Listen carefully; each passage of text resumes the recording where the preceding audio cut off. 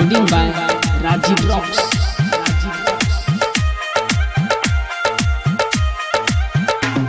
मैं छोड़ा हिंदुस्तानी बन जा मेरी दीवानी, मैं छोड़ा हिंदुस्तानी बन जा मेरी दीवानी। दिल्ली में बसा ले तुझको अपना बनाऊंगा, दिल्ली में बसा ले तुझको अपना बनाऊंगा। रोह मत पगली रोह मत पगली तुझे भूल न पाऊंगा, रोह मत पगली तुझे भूल न पाऊंगा।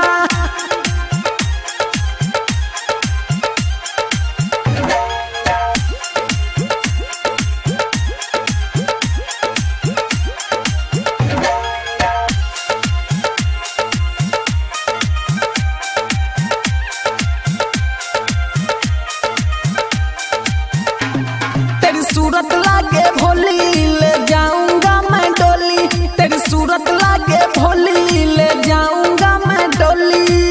तेरे संग में छोड़ी सात फेरा में खाऊंगा, तेरे संग में छोड़ी सात फेरा में खाऊंगा।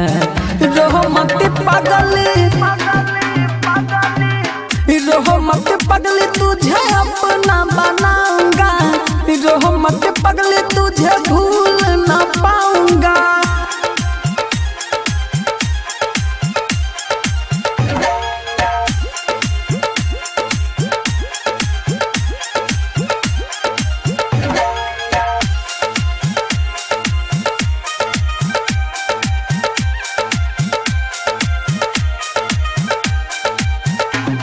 तेरे सपनों का हूँ राजा लेके आऊंगा बाजा, तेरे सपनों का हूँ राजा लेके आऊंगा बाजा।